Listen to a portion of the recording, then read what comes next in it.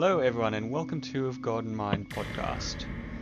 Today we are going to be discussing science, its perception and its place in society. As part of that, we're going to start today with giving a bit of our credentials as we introduce ourselves. So myself, I have no formal credentials. I graduated high school, that's as far as I got, but I have done 2.5 years of a Bachelor of Science. Originally in zoology and then switching over to aquaculture. Other than that, That's personal exciting. study is all I got. Reggie, how about you? So I have my Bachelor's of Science majoring in Astronomy and Astrophysics. Then I did a Master's of Research majoring in Physics and Astronomy. And now I'm currently doing my PhD. I am in my 3rd year. Adam?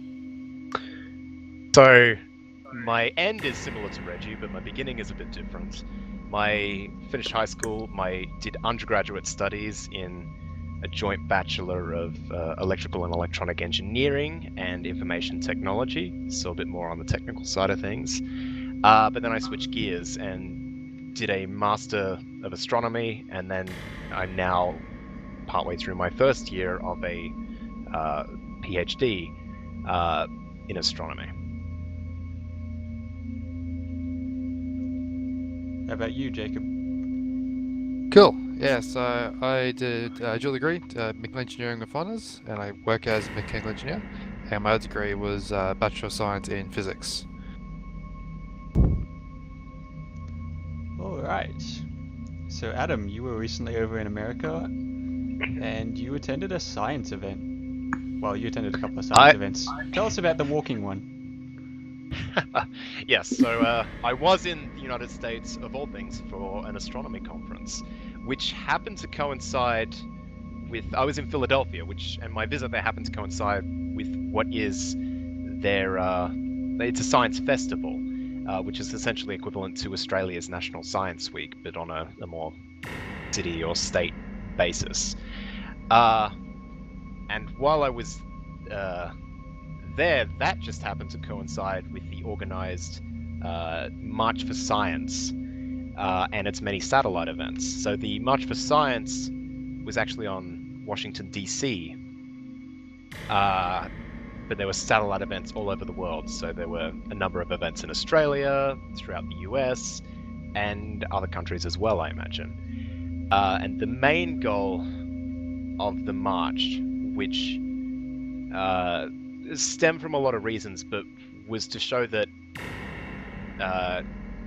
science is done by people, and that it's important for the public and our elected officials to be aware of science and respect the I use the word authority here of like scientists to talk about their research, but it's not authority in necessarily like a power dynamic kind of way, but it's authority in the sense that someone's knowledgeable on a subject and you understand that they're speaking from experience.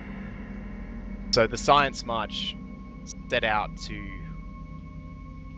on the whole, it was meant to be, the goal was to be generally apolitical. It was just a march for science. There are many other things around it that we can get into, some more political than others. But on the whole, it's just kind of a reaction to certain anti-science or certain anti-fact, anti-reality viewpoints which have popped up more and more in, going forward in this modern era of ours. Some of the most egregious being public perceptions of, say, climate change, and reactions to them, and political support for action against or to prevent climate change or mitigate its effects. That's essentially the overview. Where'd you like to go from here, Jesse?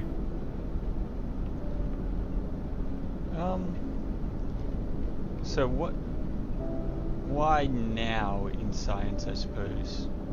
Did people think the march needed to happen, do you reckon? I mean, you could probably run a similar march at any point in time. I think it just kind of reached the boiling point, so to speak. And it was kicked off in the US, partly due to some of the policy decisions by the Trump administration, such as its reaction, specifically I think mainly towards climate change and some perceived gagging of publicly funded scientists in that they would not be allowed to their research to the public. If I'm not incorrect, I believe a similar thing happened in Canada during, I think it was the Harper administration, where publicly scientists funded by, everyday or paying tax weren't allowed to present their research to the public, and it was, I guess it went through political mouthpieces or not at all. But there was also issues with the National Park Service in the US and what they stand for. So it was just a whole bunch of issues coalescing at once that kind of just, as I said, boiled over into what became the Science March and its many satellite events across the world. And the turnout was, I think, reasonable, at least in Philadelphia where I was. I think there was about 10,000 people. And I believe the main march in DC had maybe 4 times that number, I believe, if I'm remembering correctly. But yeah.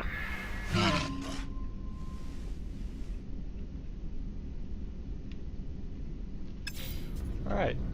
So from a bit of an outside view on that, I think I heard a bit different reasons. Well, like obviously I think those are the main ones, but sort of things came out of it where apparently, for example, one of the issues, which is one like anti-vaxxers, the rise of it is that there are some areas, I think in California, which is considered a very developed area.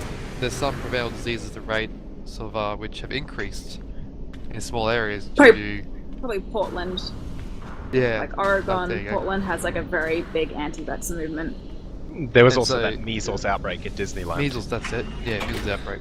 So like things that were there are some issues out there which have slightly regressed in public scientific understanding and I guess I assume knowledge. Like hey guys, herd immunity is a thing, and then almost taking a step backwards and going, science doesn't really feel like a good idea these days. Let's just like kill some kids through negligence. Like that's basically, I think part of the reason there's a lot of support for some of these matches of science because they're seeing regression.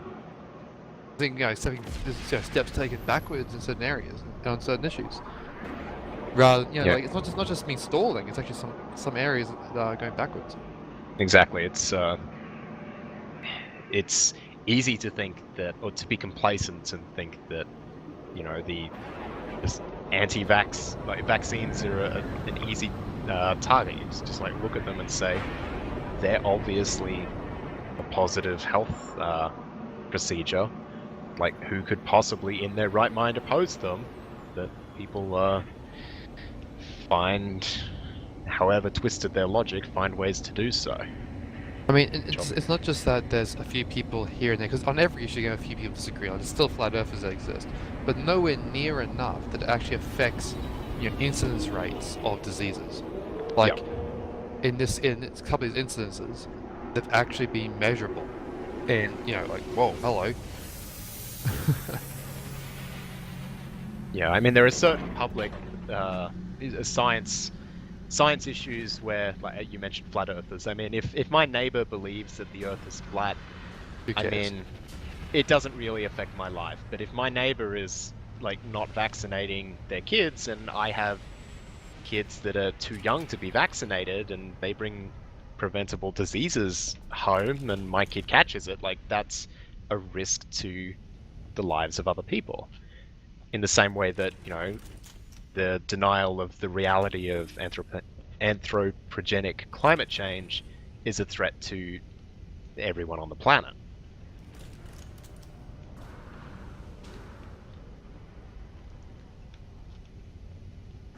to some degree I can understand the well, focus on vaccines first, but like after having seen some Facebook posts and things like that, not that I agree with it, it's often an emotion-driven response. Like, you give your kid a vaccine, they have a reaction, they get a bit sick, you think, oh man, what am I doing? I'm hurting my kid with this stuff.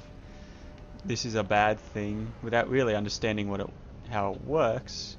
You can think this is a bad thing, let's not do this to my kid. Or you've got, oh, maybe this will permanently damage my kid with the like autism fears and what have you. So it's often like it's often emotional in nature to start with, but it is very this game is a lot more distracting than I thought. Yeah, like, it's your kid, you don't want them to be sick, you don't want them to be hurt, and when you don't see the benefit for the vaccine, all you see is the ill effects of it. I can understand how you might start to get skeptical, but at the same time, like, when you go to have surgery, you get cut open. That makes you... your body doesn't like that either, but it makes you better. Yeah. There's a lot of emotional reasoning and anecdotes that come into play when we're talking about these viewpoints, anti-science viewpoints. Just pseudoscience in general, I suppose. Everything in general these days, almost. Hmm. We're like the sort of postmodern sort of ideal of there are many truths, there's many rights, or more, there's no one absolute right. That conflicts with a bunch of other ideologies, such as science, where there is an absolute right we have to find in a lot of things, not in all things. And I mean, Christianity. from a science point of view, you could almost argue that some aspects of science are not ideologies, they're just facts about nature humanity just governs, and that's just how it is. It's not like it's not like any feelings or ideologies in the issue. It's just like, hey, there's a bit about nature that's just how it is. There's no like which is really different than most of the things that involve people.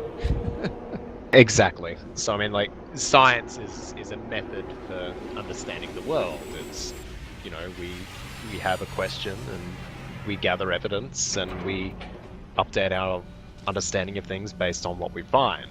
The problem, of course, comes with the fact that people do science, and people, despite their best intentions, are rarely completely objective and free of their own blind spots.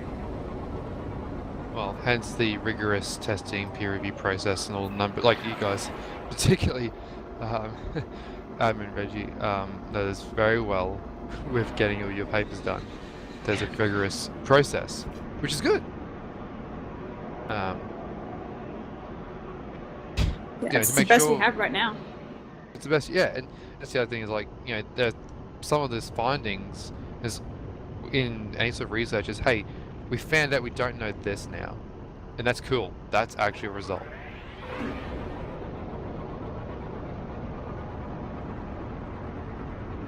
Talking about like public perceptions of science and stuff, and Adam was mentioning that we could have really had a march of science at any point in time. It just made me think about the growing battle between evolution and creationism taught in schools in the US. Like, before, it was openly, you know, evolution was taught because that is the commonly accepted scientific theory. It's the best one that we have. But then it slowly crept in that, you know, exercising religious freedom, kids should also be taught about creationism. And then that got to the point where textbooks had to have warnings saying that this is just a theory. You should consider other creation theories. And it just, yeah, just that, I guess that kind of contributed to the building up of people dismissing science, along with other things like dismissing vaccines and climate change. I think that's a big difference between American Australia in that, like, I think in Australia, and Jessica can probably talk more about it than I can, but in Australia, Christians are more happy to go, yep, all the creationism is a thing. Like I think US has a much stronger young Earth creationist push. So just for those listening, young Earth creationist basically Earth is rigidly made in 6,000 years. Every other bit of science that contrary that is just wrong. Old Earth creationism, which most, I think, more Christians follow, particularly more so relatively in Australia than in the US. It's like, Genesis doesn't make a claim that it's actually exactly 6,000 years. It claims the authorship's got it, but the method of how it's came to be is not, can't be through other things that we found through science. That's a really brief, very brief, incomplete explanation of them. But yeah, I think the US has a very strong young Earth creationist push, not just in their own internal beliefs, but in how they interact with the state education system that Australia, I'm thankful, doesn't have, because I don't think we should be pushing that sort of stuff. Yeah. Anyway, We actually That have stats reminds me of on an this on our little experience. sheet. Oh yeah. So- oh sweet. Percentage of US adults, 61% believe that humans have evolved, with 32 of those being to natural processes, and the numbers change a little bit around the years, but And the rest is intelligent design. 24% is supreme being guided evolution, 5% don't know, and 31% believe that humans were created in present form since the beginning. So it's about a So I have this it's about a anecdote. 3/3 split. I was remembering this time when I was doing science, like outreach. We do outreach up at the observatory where we, talk about astronomy to people. And there was one time where we had an Anglican school, I think it was, that came around, and I didn't realize it. So, they come to an observatory, we do science, and I was just talking about science, and one of the parents was a young Earth creationist, and I didn't realize that. And she was getting really confused about how we can see so far back in time, even though the Earth is the universe is 6,000 years old. And she's like trying to make it compatible. And like, we don't want to offend people that come to us to do, to experience outreach. This was your So job we're as a just like- scientist. Yeah, so we're like, okay, that is one interpretation of the universe, but this is our interpretation with the evidence that we have. And we just kind of left it at that. The rest of the night went lovely. The kids seemed to enjoy it. They asked lots of questions. And at the end of the night, she was like, it was a great experience, but I fundamentally disagree with you with the age of the universe. And I was just like, what? I didn't know how to react to that, and I just tried to leave it. Adam, have you had any experiences like that?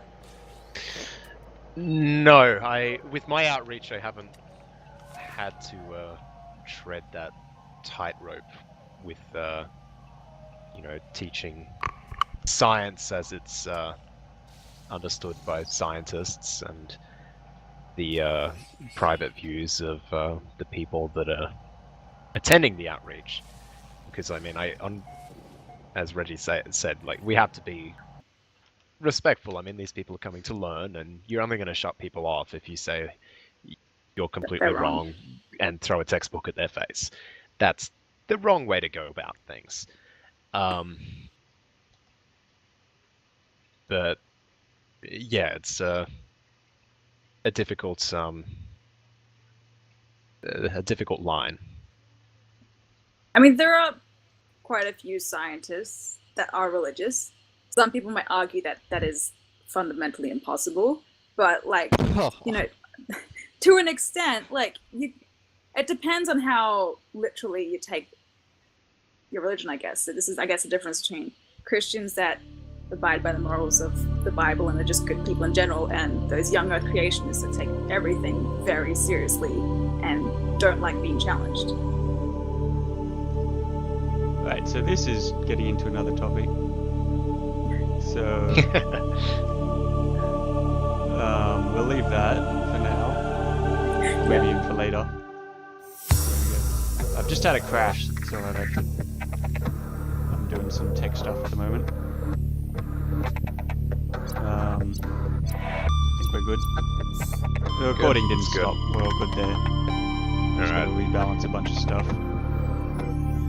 I guess we should mention for context as well. Part of the material that we're basing this episode on is a set of, or just a single, the results of the Pew Research Center survey that came out in the US about the public perceptions of science, which is what Jesse was quoting earlier when he was talking about those that their views on evolution, essentially.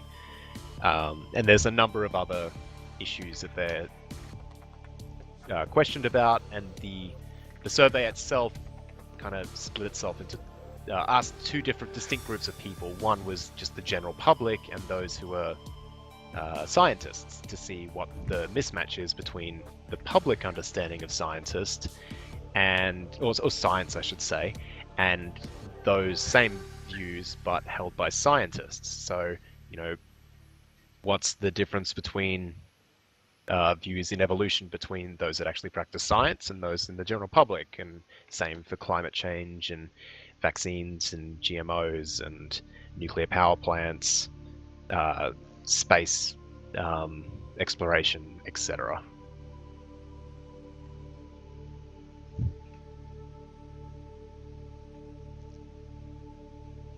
Right, so let's just jump straight into the issues sort of here. Why do we think this gap exists and is so pronounced in particularly a few of these issues? So the biggest they have is genetically modified foods and climate change, with a 51 point gap and a 37 point gap between scientists and US adults, respectively. I mean, these are the issues that are easiest to, or not necessarily the easiest, but have been politicized the most. I mean, if you go up to, you know, someone in the general public and say, what are your thoughts on the existence of mitochondria within cells?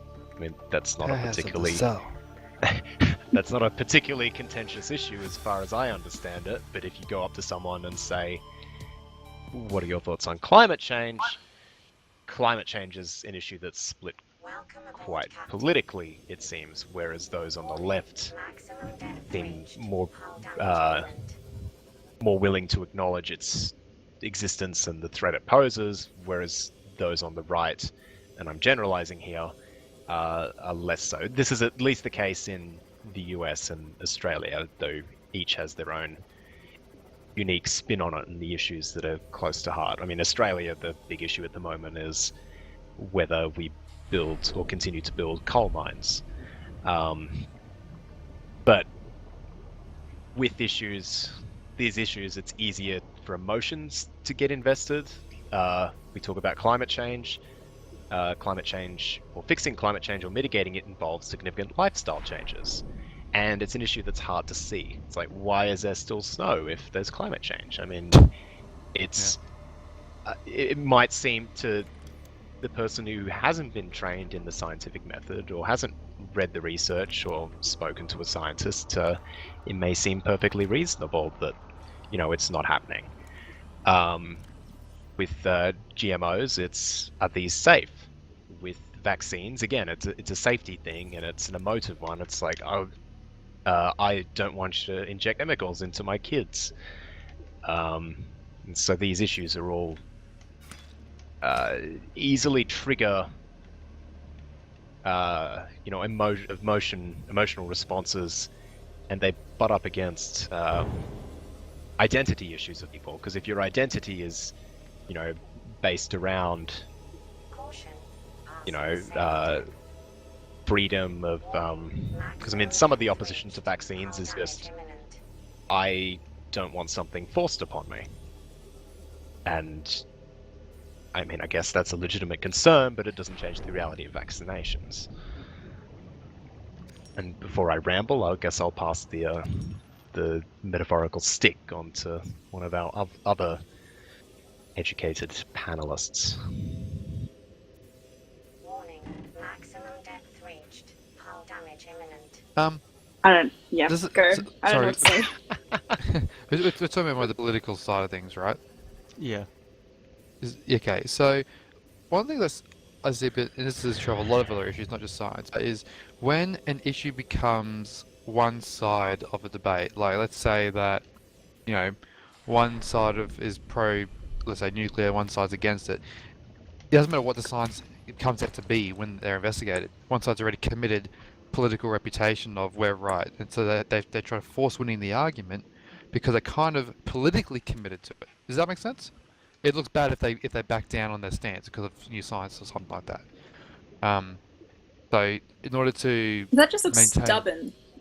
that is stubbornness. I'm not saying it's right. In fact, I think it's silly. But I'm just saying that's like I think that some political parties feel they need to be stubborn to not appear weak, because saying, oh, the other party was correct when the investigations or science or whatever it is that comes to light makes you appear weak. And no political party wants to appear weak and let's say the other guy's right, regardless of how actually truthfully correct they are. So sorry?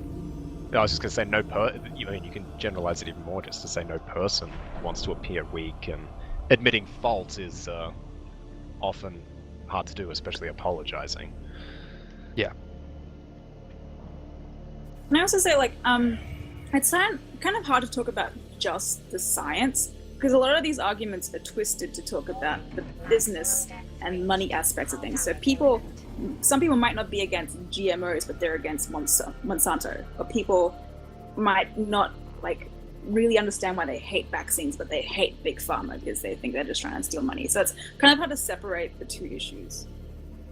And you have issues that are very grey getting painted as black or white, when, in reality, people who are against climate change aren't necessarily all huddle with the fossil fuels. People who are pro-vaccines don't necessarily think that the quote Big Pharma is like perfectly saintly. Same goes for GMOs. Like, if you're in favor of genetic modification technology, you don't necessarily walk around all the time wearing a Monsanto branded t-shirt.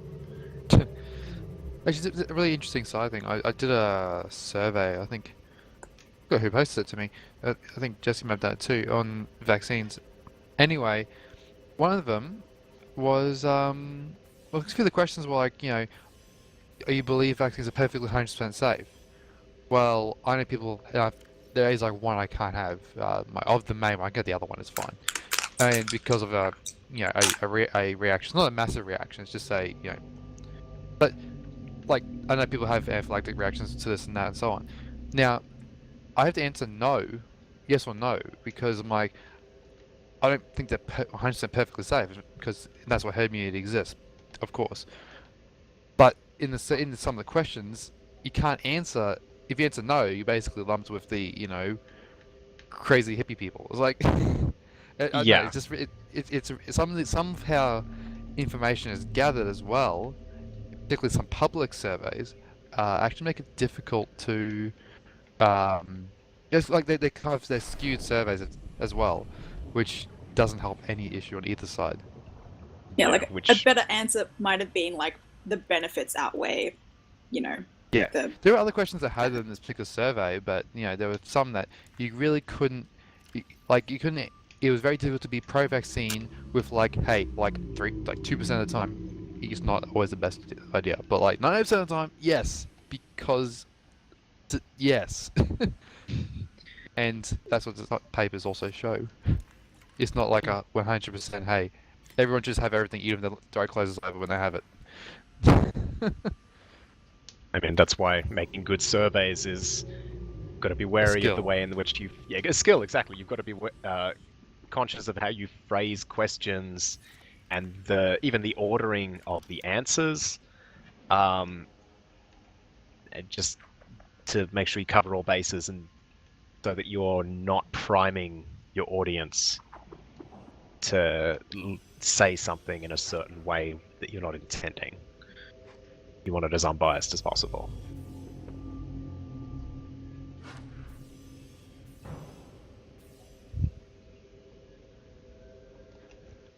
Alright.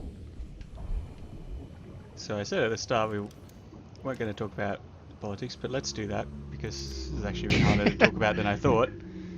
So, what do we think about science and politics and society? What should this relationship look like? So I feel that, you know, in this instance, politics should be the economic and essentially social decision making based on presented information, not to go and be the information gatherers or whatever it is. It's simply like, you know, that Parliament should be look at, like, you know, scientific information that's already out there. Okay, what is this? So is this sufficient for us to make a decision? If the answer is yes, then go forward straight away. It has to be most of the time. If not, then politically decision, then economically, do we fund more research into this? As soon as that research is complete, then you treat that as, you know, fact and move forward. Like, it is not a politician's job to assess the truthfulness of the scientific research unless there's like, you know, scientific advisors show that it's insufficient. In which case, that they basically, because honestly, Parliament really decides funding on certain things, like, you know, do we fund this, that, and so on, and make decisions based on that, not be the ones that go, oh, nuclear energy is bad because, like, it glows in movies, like. But instead of, you know, according to these papers, these are the incidence rates of this is the success rate of this, and so and so and so. And it's like, oh, hang on, the date of the only bad 3 events were in, like, all built in the, you know, even Fukushima, which is recent, really, like, not even recent now, we're all built in the 60s, 70s era. It's like, oh, hang on a second, in 40 years, have we gotten better at nuclear power? Yeah, we have. Okay, so that decision making should not be Parliament's role. It should be, hang on, given what we know now, given what the current understanding is, how do we fund future works? Is this what we want to pursue? Not, is the scientific paper of people who have spent 50 years in physics with teams of thousands of people, you know, physicists, engineers, and scientists, correct? Because that's just never going to be a productive debate. There has to be a certain level of trust in the information that they're being fed and are working off. I mean, that's what our... Yeah, sorry, go on. Oh, I was just going to say that certain level of trust is what our, you know, society is kind of based on. It's like, I don't understand how my car engine works, but if I take it to, you know, a mechanic, exactly, they do, and they can fix it. Like, I don't say, do you really know how to use an engine? I mean, I looked at Reddit once, and I think I know how to put it together better than you. I've got some alternate engine theories I want to put forward. So yeah, to mirror what Jay-Z was saying, it has to be one of, like, mutual understanding. It's like, we understand that, you know, as scientists, if issues are complex, and say, to pick something out, like, you know, tackling climate change, it's a very complex issue and we have finite resources. So, you know, the best way to stop climate change would just be for everyone on Earth to simultaneously stop emitting carbon dioxide. But that's not feasible, because the whole world is reliant on technologies that emit carbon dioxide. So then it becomes, you know, butts up against the economics of things and the social aspects and the ways people live their lives, and so it has to be, you know, a conversation. Like, that's where the debate can happen. It's like, okay, we've got limited funds, what's the best way to do it, given that, you know, this community has this need and this community has that need, but we're all on the same page with the science, with what the experts are saying. Well, I think you raise a really good example there of taking your car to a mechanic. Because when you go, let's say you drop a car to a mechanic, something wrong with it, and then you go back to, like, you know what, we could do a rebuild, we could do an engine replacement. The mechanic might give you options that cost different amounts. That decision making of where you spend the money and how you proceed, given the expert's opinion on the situation, is where politics should be. Because, look, politicians have actually a really, really tough job. You know, to spend money on more research into climate change, they may need to cut or affect health, education, defense in various ways. So the science presenters, like, you know what, climate change isn't just like a minor thing.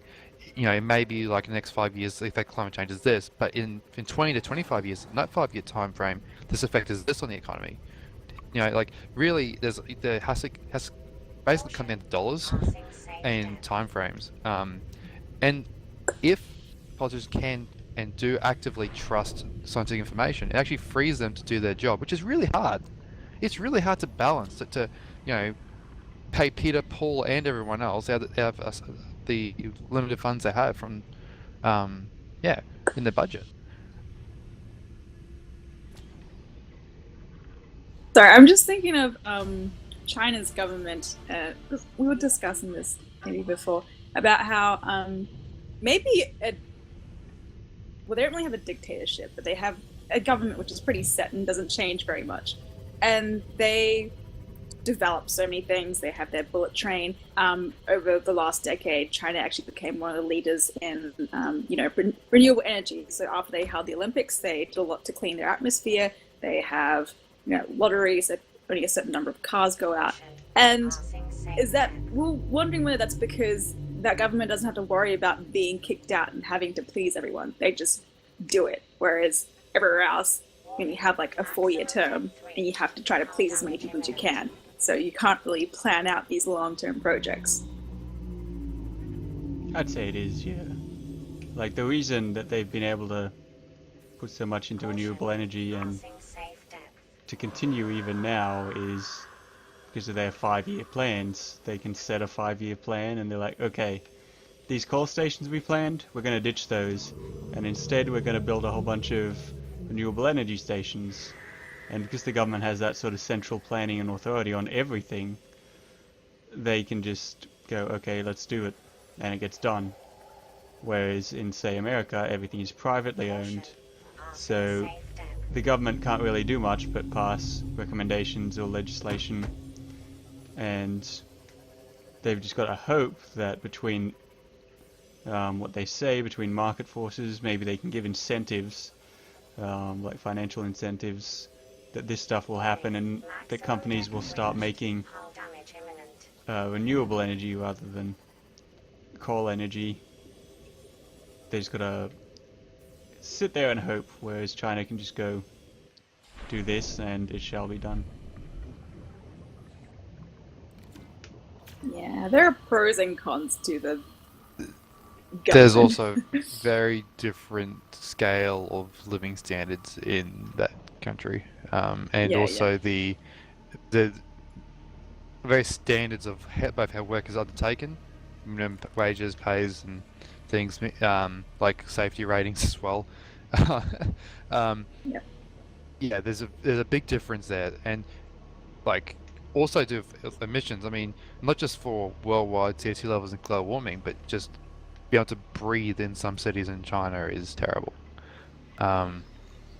That's just pretty good. crazy. Last year when I went, like my tour guide was some cities. so happy about like having blue skies in Beijing. Like, you guys are so lucky to have clear skies. Oh. And to be but fair, what I mean is in Australia, a lot of you it's never just think playing about that. catch up. Yeah. Like, Yes, so I think they're this gonna is the overtake us pretty situation soon. London and New York and so forth were in like 200 years ago.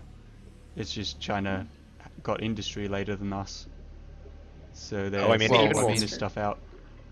Even more recently than that, I know LA LA today is still heavily smog ridden because of just how much traffic there is and the geography of the region, which kind of it's in like there's mountains to the inland of it, so it kind of the smog just kind of hangs there. But for that purpose, or not for that purpose, but as a result, I think LA has been kind of on the forefront and its institutions of doing research into like air pollution and like Caltech, for example, because when the problem affects you, you find ways to fix it. You've got incentives to look into it.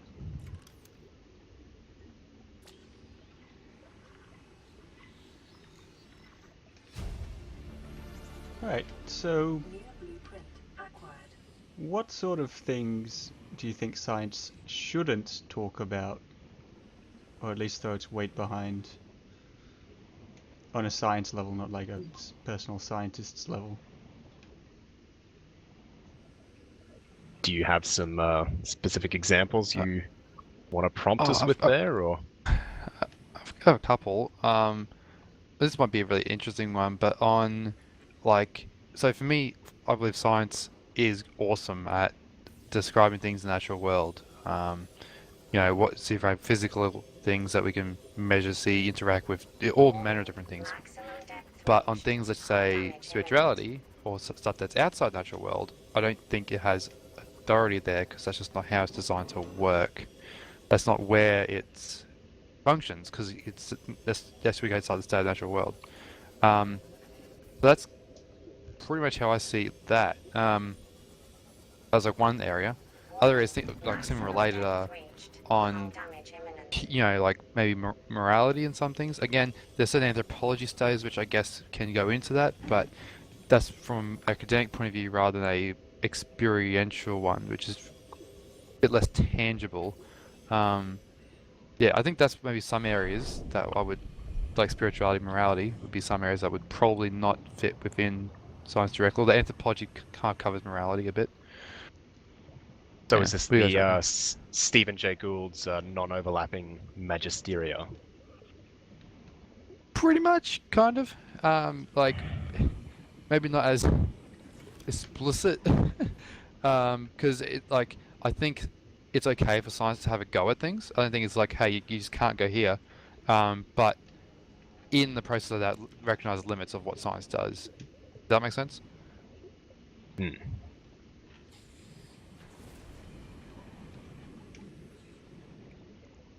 Yeah, it's sort of similarly, like I don't, it's probably more the sociological stuff.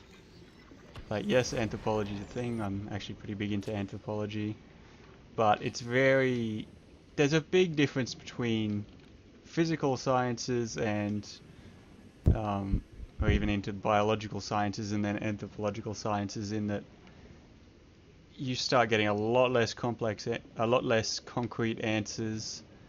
Things start getting so interconnected and interweaved that it's hard to find a concrete answer, a simple scientific answer, or some experiment that can give you big data and so forth.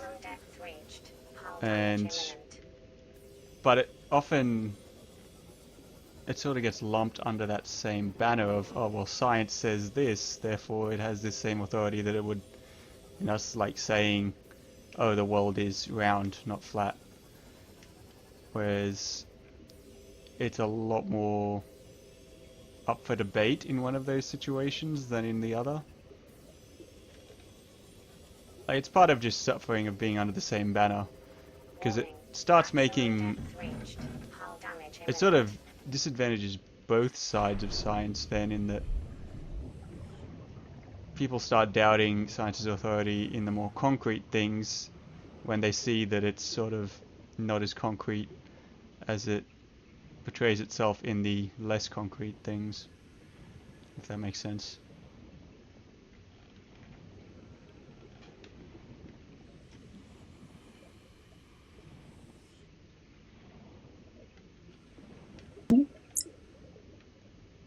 You Also, brought up the question of what's something that scientists shouldn't push so much. And just looking at the list of things that the Pew survey has for differences in opinion, I would say animal research is one thing that we shouldn't push a lot. I mean, there are definitely benefits to it, but I guess the general public gets a lot more emotionally attached to animals and they object to it a lot, even though you can get, significant medical advances with animal research. I might be unpopular here, but personally, and again, this is a personal thing, not a scientific thing, I guess. Personally, I as long as the intention is to help human beings and not be unnecessarily cruel, I'm okay with animal experimentation for human health. Even stuff that messes up the animal.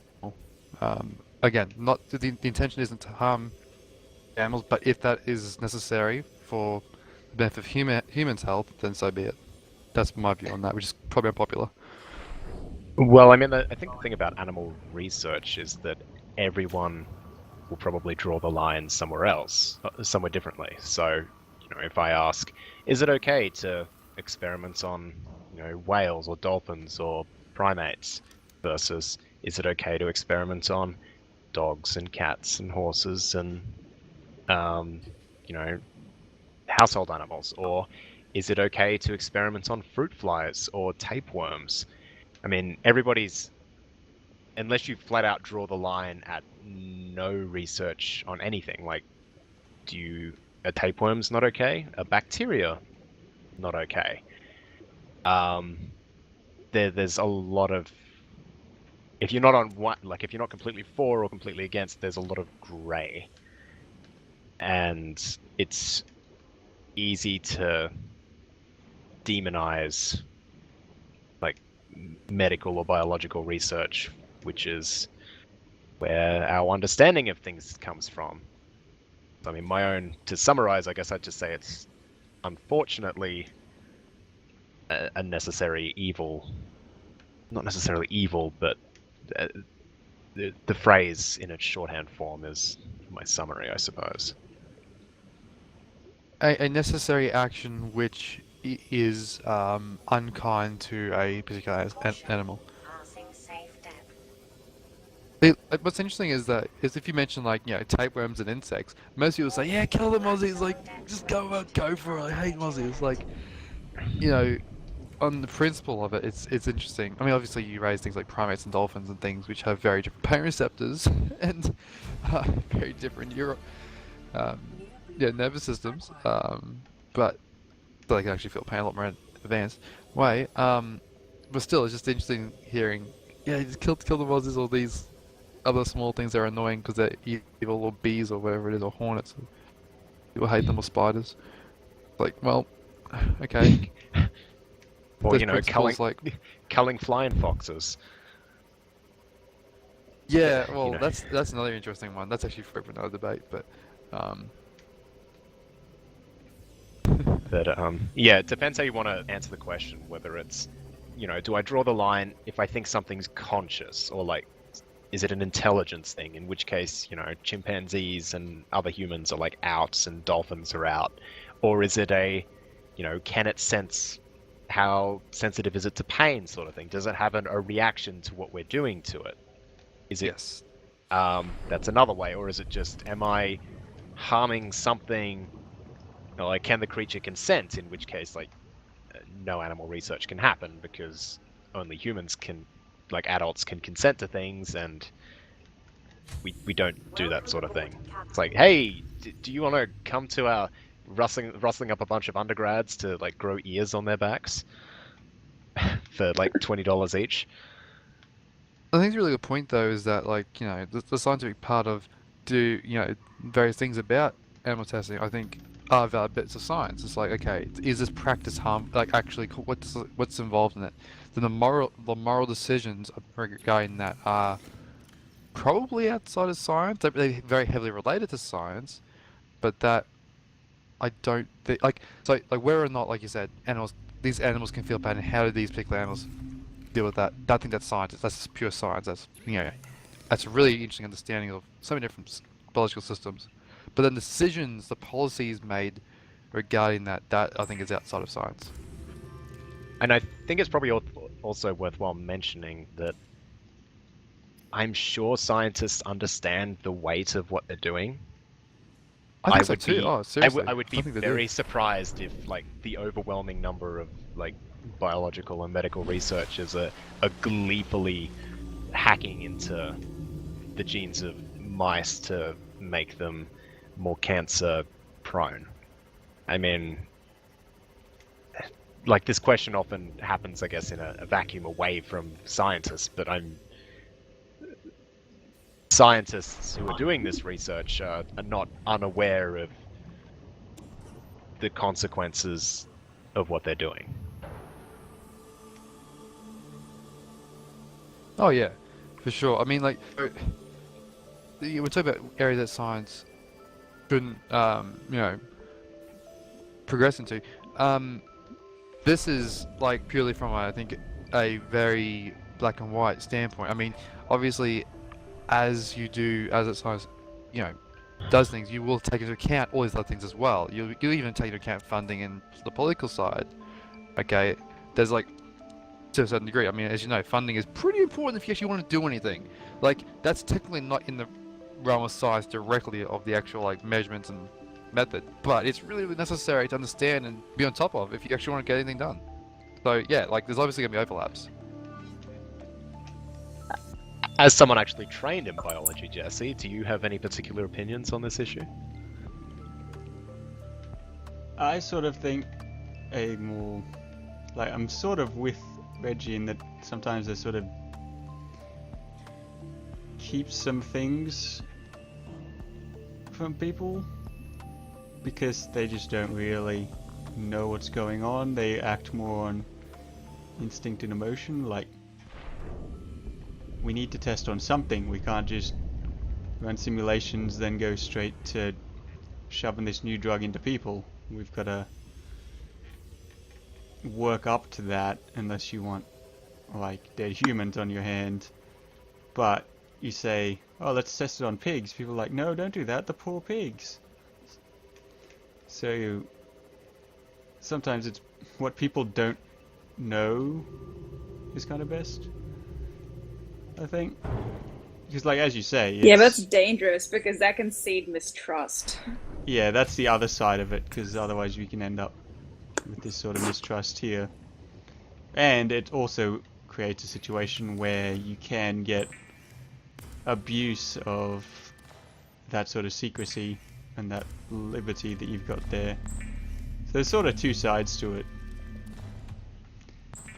If the science is publicly funded, I feel the public has a right to know the details of what's going on, but I can understand what you're saying in that these are complex issues that are easy to have an emotional reaction about. If you don't, well, even if you do fully understand the implications and the context of it all, it's still easy to be emotional about it.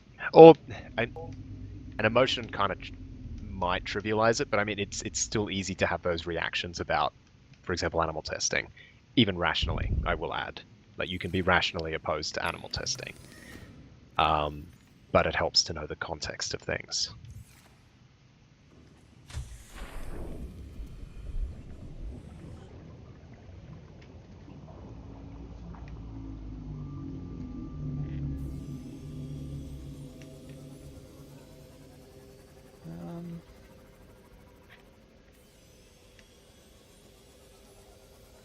So how do...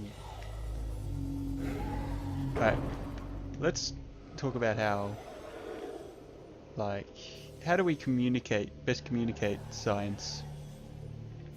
Actually, that's probably a way to word it. It's...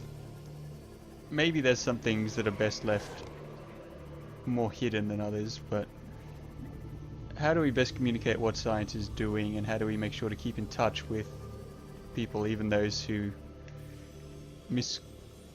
I have no idea how to word this. I think you get what I'm saying, right? I think the most... It's important for people to Yeah, know. no. How do we help them to know, even from not even just as a scientist, but as someone who likes science? I think the most Well, I important mean- thing is to not be condescending. Like, Yep. I'm on a few Facebook pages which are like pro-GMO, pro-vaccines, and some of the comments that people leave on mistakes that people have made, which, you know, are ill-informed, they're kind of harsh, and I guess that can kind of reinforce the mentality of hating science. You gotta be, you know, you gotta make it easier for people to understand things and not make them feel like an idiot. Yeah, the best way to someone with a controversial opinion not change their views is to just attack personally. Like, that's like, if you want someone, if someone has a controversial view and you don't want them to change that view, attack them personally, and they'll never change it. Yeah. Sorry, it's very unlikely that they will change it. Sorry, because obviously it's a really broad statement. I know what you're saying. Yeah. Now, on building on that, I think, you know, like for all of us in this room, in the four of us here, we're all interested in science. Okay, we wouldn't have all studied it if we weren't interested in it already. So we've already approached it as, hey, this is cool. Like, for goodness sakes, the reason physics wasn't considered the job in physics. I just thought it was cool. So I like that's a reason. And it was cool, still is. But the point is that not everyone has that interest, and that's okay. People are different. So instead of like them blasting them for it or just absolutely putting them down, that really doesn't help. For example, I don't want to put him down too much, although I don't think he's been that helpful. You may have heard of Bill Nye, the science guy. Yeah. Some of his more recent work has been in media. He's more of a media presenter than an actual scientist. But anyway, has been very much putting down,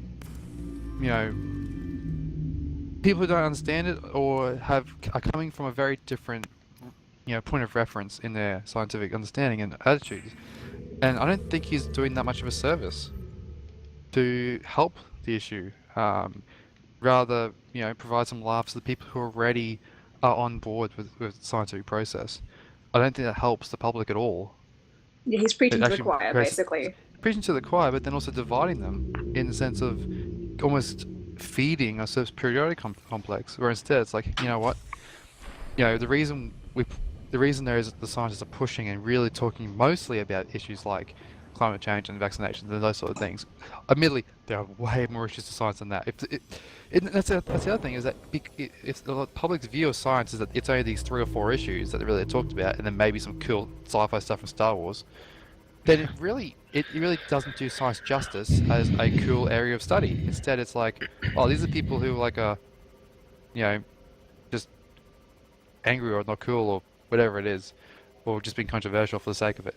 Instead of like, you know what, we really have humanity's best interest here. Like, we kind of want to have oxygen to breathe. We kind of don't want to die from preventable diseases. Like, we're on the same team. And that really needs to come first and foremost forward as, hey, look, guys, we're on the same team here. And this is really cool. Like, let's go alongside each other, and feel free to ask questions, even if what seems like a stupid question. Get amongst it. Like that's I think why skill education is, and the way science is taught is incredibly important. To start people like, you know what, this is actually a cool thing, not a scary thing. So I mean, to add, I guess, to some of those points, it takes all types in terms of science communication. So I mean, it takes, you want people who are continuing to get people already excited in science more excited about science. You want people to, be able to talk to kids at the level of understanding of a kid and get them enthused. You want people to be able to talk to those who are disinterested or maybe even hostile, and maybe bring them around. You want things at all different levels. So at the level of an amateur, an enthusiast. Additionally, you want a diverse array of voices doing it as well, because my sister recently was applying for some, I guess, sort of science opportunities in high school to like National Youth Science Forum in Australia, which is that was awesome. Do it. Where kids. Sorry. Yeah, where kids get, that's right. I would have loved to have done it myself, but like where kids get to like go down to Canberra or for other events, go to other universities and, speak to scientists and, kind of get a head start with science. But I was speaking to her and it's like, okay, do you, what kind of scientists, name me some scientists? And the first 2 that popped out of her mouth were, unsurprisingly, given my influence on my sister, Carl Sagan and Neil deGrasse Tyson, which is great. It's important to scientists. But then I said, hey, do you know any? It's probably good to know a few lady scientists as well. And she wasn't able to give me any, because science, unfortunately, at least in the public eye, has been historically very male oriented and very white, and so it's important in getting people interested in science, especially if they want to become scientists, that they can see themselves in science. And you know, science is, that goes back to my earlier point about it taking all types to communicate science. It's better to have a diverse array of people, because you're going to reach more people if you're talking about science with a crowd of people that have different experiences and different upbringings.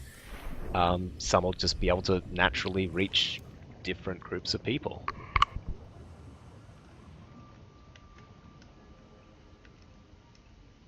Yep, there was a saying that I learned at one of the diverse astronomy conferences, which is like, you can't be what you can't see. And there's two people. So one of them was this Asian girl from, I think, Vietnam.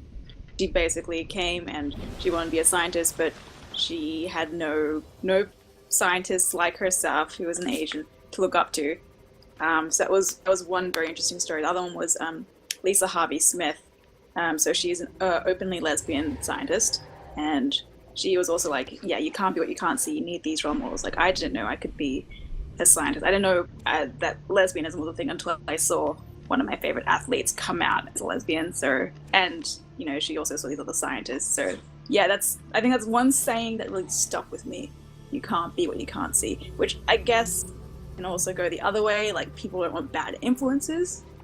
Like, you don't want your children to see, you know, punks, because they might turn out to be a punk like that. Like, what's that meme? Like, there's like, oh no, Johnny, there's blah blah blah. Don't look at them. Mother. And then yeah, those ones. I've seen it. But yeah, we definitely need more diverse people to be doing science outreach and make it accessible to everyone. And it's interesting too, like mentioning people like Neil deGrasse Tyson and Bill Nye, in that those guys aren't your... I think the two of them just have a bachelor degree, don't they? Or No, just Bill so Nye's? Bill Neil's Nye got has a Bachelor of Mechanical Engineering, and he worked at, I think, Boeing for a while. Boring, But yeah. Neil has a PhD. Okay. And has publicly spoken about the fact that as he got higher and higher into academia, he was like, he was the only black guy. And he's publicly spoken about his experiences in that regard. But, I mean, advocating for science, you don't necessarily need to be a scientist. I mean, you might say that, you know, an expert in a field is, you know, better suited to communicate that particular field, but it's also important to have more, you know, more general science communicators who can have more of a breadth of understanding, and, you know, they can maybe consult with the experts and put things out for the public and use their other skills, such as maybe they're better public speakers or better at engagement on social media or really great at video editing, and put their own unique spin on it. Whilst this gets back to our earlier points about like politicians, but, you know, just communicating with scientists and making sure things are right and going from there. But go on with your point, Jesse, with Neil and Bill. Well, you basically just made it, in that, like, you mightn't be the best with science, you might not have university degrees in science and so forth, but if you're passionate about science, you can still do stuff to help science. You can communicate it with people. Yeah, you can work on that. You can look at resources. Like, most people don't get their science from the academic journals. They get it from what they see on the news, what they were taught in school, the stuff that Boring. they see on the internet, which isn't always for the best. But if we have a bunch of good science communicators out there, then that helps just as much as having a bunch of, well, at least in terms of getting public support, it helps just as much as having more actual scientists out there. There's all parts that we can do to help this. What I find interesting is that, and this kind of goes right back to start, we were talking about the science walk, and that is, some of you has been reading in the last few months, really, it's been a while, is that the big challenge of a lot of scientists now is not necessarily doing the science bit. Sometimes just getting the funding and then also getting the research taken seriously. To do that, they almost need to do their own, fund gathering or like pitching, like sales pitching of their research, and they spend a lot of time doing the sales pitching because otherwise they're just not going to get either funding, the publications or whatever it is they need to. This is certain areas, and obviously this is not entirely representative of the entire scientific community, so that disclaimer's out there. But I can understand where that's coming from because, there's some brilliant research done by tens of thousands of scientists all around the world, all the time. Thousands of publications a day around the world that just some really cool stuff. But honestly, I don't even know most of them. I'm not even interested enough to read even a small percent of them. And I'm interested in science. So, where's the, in order to get your name out there, we know about Carl Sagan and Neil deGrasse Tyson because they are very important scientists, but not so much from their science. We know about them from their communication. We know about them from their social interaction, not from the science themselves in and of itself. So that's one of the strengths of social media, because there's a big crop these days of YouTubers who are science communicators, like Minute Physics and ASAP Science and Veritasium. Numberphile.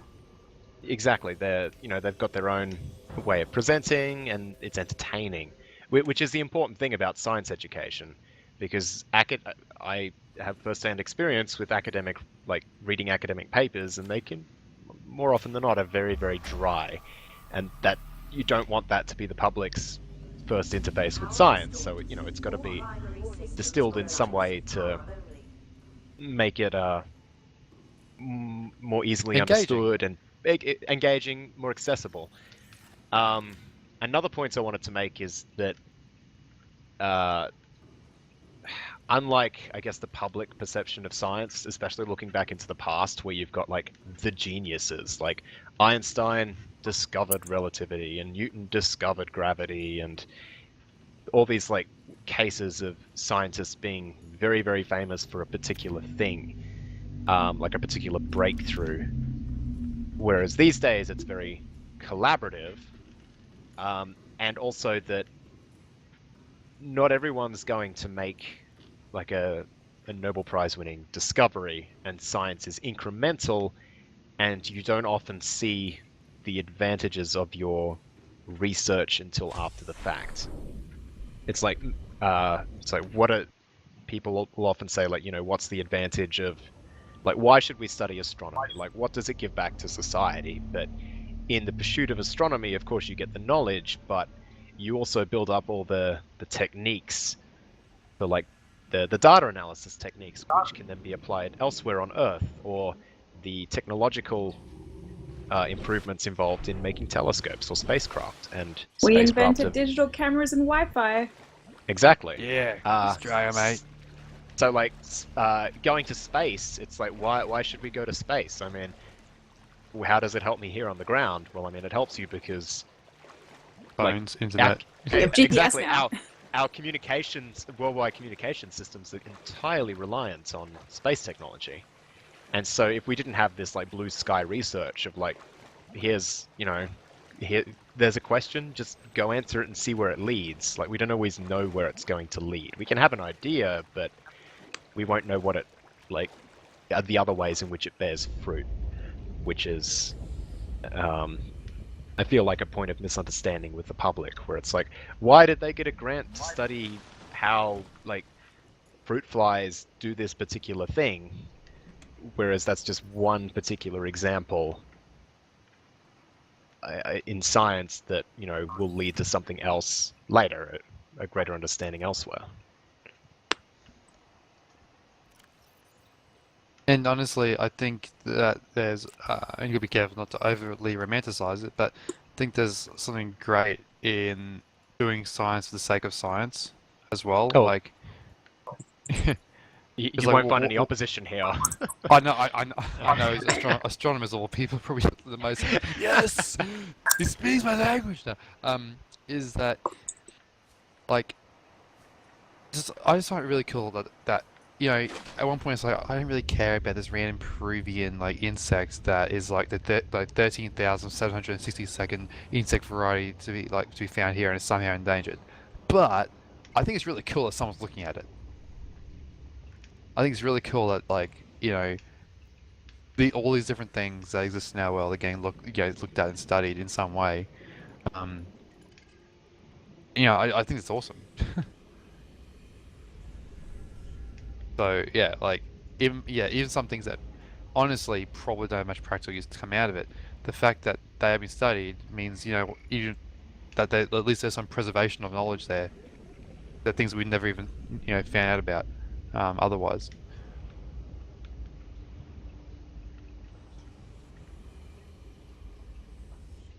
Also, like when science is done for science sake, it's usually very unlikely to be politically skewed in the results, because usually the people involved in that research are just so passionate about it, they just do it.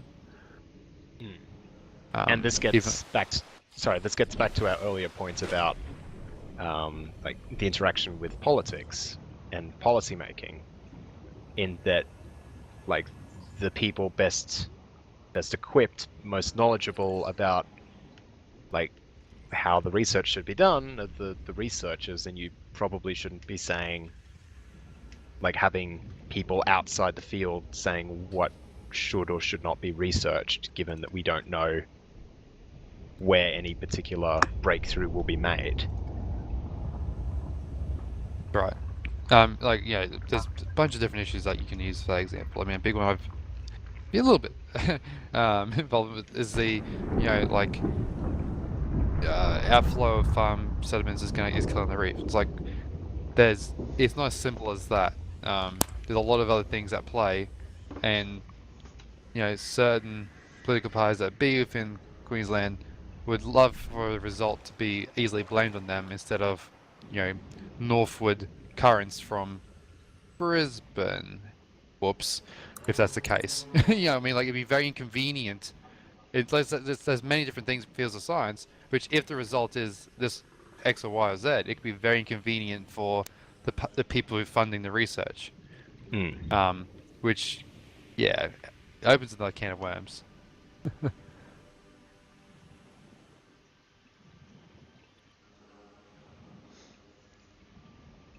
One thing I think would be good too is more engagement between science and religion, and not just over issues that we clash about, but on things such as tactics. Like, we both suffer very similar things when it comes to communication, for example, often loaded with jargon and aimed at creating an echo chamber rather than helping new people to understand. There's ways of interacting with society, finding out best ways for people to live and so forth. Obviously there's some pretty big fundamental differences in how we view the world in that, but there's also a lot we have in common, and I think more dialogue rather than more enmity could benefit both parties a lot.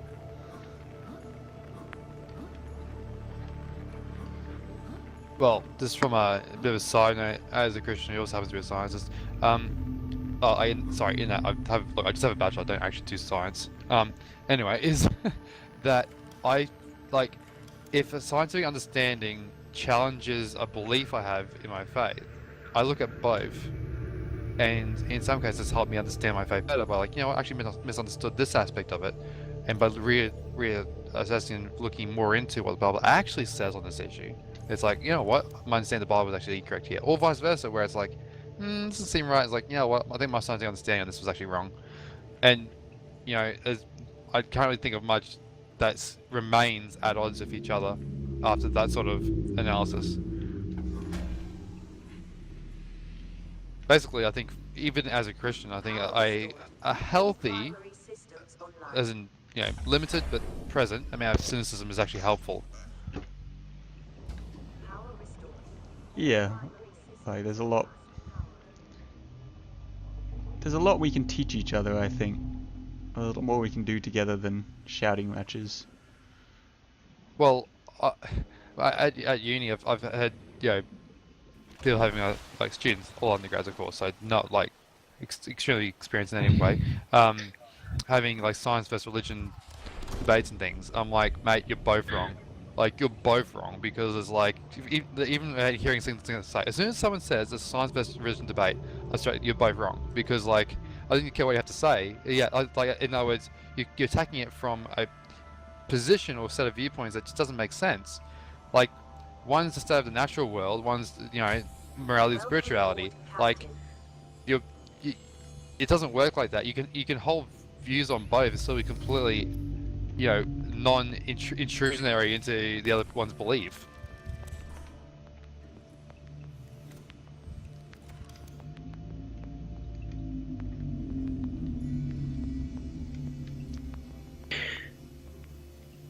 Alright. Any more final thoughts? I mean, I think we've covered a wide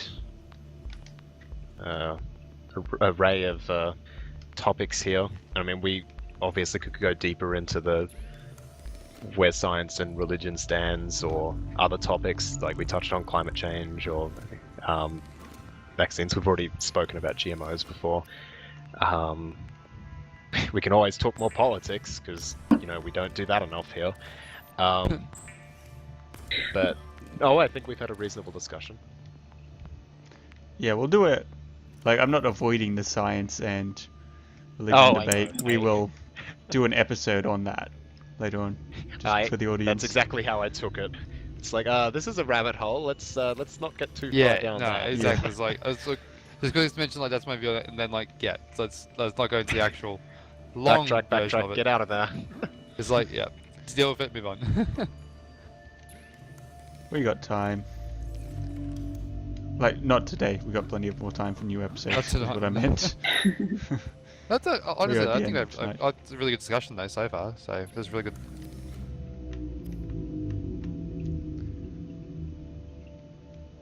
All right. Well, that's all for this week. See you all next time. Catch you all later. See you around. Yeah.